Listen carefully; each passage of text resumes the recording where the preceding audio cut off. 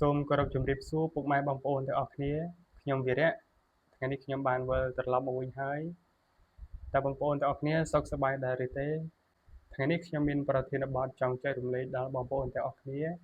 ប៉ុន្តែមុននឹងចែករំលែកខ្ញុំចង់ដឹងអារម្មណ៍របស់បងប្អូនជាមុនសិនថាតើបងប្អូនធ្លាប់មានអារម្មណ៍ថាចង់ផ្លាស់ប្ដូរខ្លួនឯងចង់អភិវឌ្ឍខ្លួនឯងប៉ុន្តែមិនដឹងថាគួរចាប់ផ្ដើមដោយរបៀបណាមិនដឹងថាចាប់ផ្ដើមដោយវិធីណាធ្លាប់មានអារម្មណ៍បែបហ្នឹងអត់ជាធម្មតានៅពេលដែលយើងចង់កែប្រែខ្លួនឯងឬក៏ចង់ផ្លាស់ប្ដូរខ្លួនឯងយើងតែងតែកំណត់គោលដៅឲ្យខ្លួនឯងធំឬក៏កំណត់ឲ្យចង់បានលទ្ធផលភ្លាម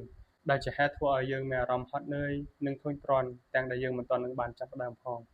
ដូច្នេះហើយនៅក្នុងវីដេអូនេះខ្ញុំចង់ចែករំលែកនៅទម្លាប់តូចៗចំនួន3ដែលខ្ញុំបានអនុវត្តផ្ទាល់ខ្លួនឯងហើយឃើញថាលទ្ធផលល្អប្រសើរហើយមានធម៌ពលវិជ្ជមានទៀតផង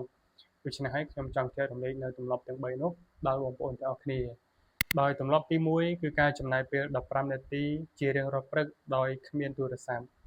ជារឿយៗនៅពេលដែលយើងភ្ញាក់ពីគេងភ្លាមយើងបានចាប់យកទូរស័ព្ទមកមើលបណ្ដាញសង្គមពេលនោះយើងនឹងឃើញនៅព័ត៌មានរញ៉េរញ៉ៃជាច្រើនដែលជាហេតុធ្វើឲ្យប៉ះពាល់ដល់អារម្មណ៍និងផ្លូវចិត្តរបស់យើងជាខ្លាំងផ្ទុយទៅវិញខ្ញុំបានចំណាយពេល15នាទីដើម្បីងើបទៅផឹកទឹកមួយកែវបន្ទាប់មកខ្ញុំបានទៅអង្គុយពិនិត្យមើលគោលដៅដែលត្រូវធ្វើក្នុងថ្ងៃថ្មីថាតើមានសកម្មភាពអ្វីខ្លះដែលខ្លួនឯងត្រូវធ្វើក្នុងថ្ងៃថ្មីវាធ្វើឲ្យយើងមានអារម្មណ៍ស្ងប់ហើយមានភាពជាម្ចាស់ការលើខ្លួនឯងហើយទម្លាប់ទី2គឺការអានសៀវភៅយ៉ាងហោចណាស់10ទំព័រនៅក្នុងមួយថ្ងៃ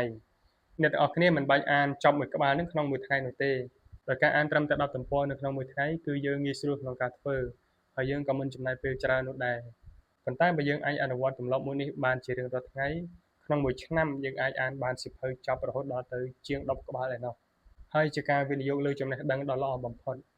និងជាចុងក្រោយទម្លាប់ទី3គឺពេលយប់មុនពេលចូលគេងត្រូវកត់ត្រានៅអ្វីដែលខ្លួនឯងត្រូវធ្វើឲ្យហើយជាស្រេចសម្រាប់ថ្ងៃស្អែកមុនពេលចូលគេងខ្ញុំតែងចំណាយពេល5នាទីដើម្បីកត់ត្រារឿងសំខាន់ៗដែលត្រូវធ្វើក្នុងថ្ងៃស្អែក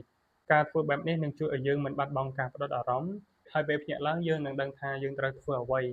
ដោយមិនចំណាយពេលឲ្យកន្លងផុតទៅដោយទទេនោះទេសរុបមកវិញការអភិវឌ្ឍខ្លួនមិនមែនជាការដែលរត់ប្រណាំងជាមួយនឹងអ្នកដទៃនោះទេប៉ុន្តែគឺជាការដែលធ្វើឲ្យខ្លួនឯងក្នុងថ្ងៃនេះល្អជាងខ្លួនឯងកាលពីម្សិលមិញទោះជោគជ័យទោះរីកចម្រើនទោះល្អជាងខ្លួនឯងកាលពីម្សិលមិញត្រឹមតែ1%ក៏ចាត់ទុកថាជាជោគជ័យដ៏ធំធេងសម្រាប់ខ្លួនឯងផងដែរទម្លាប់តូចៗទាំង3នេះស្ដាប់ទៅគឺដូចជាសាមញ្ញប៉ុន្តែបើសិនជាយើងអនុវត្តបានជាប្រចាំហើយជាប់ជានិច្ចនោះយើងនឹងឃើញលទ្ធផលភ្ញាក់ផ្អើលសម្រាប់ខ្លួនឯងជាមិនខាន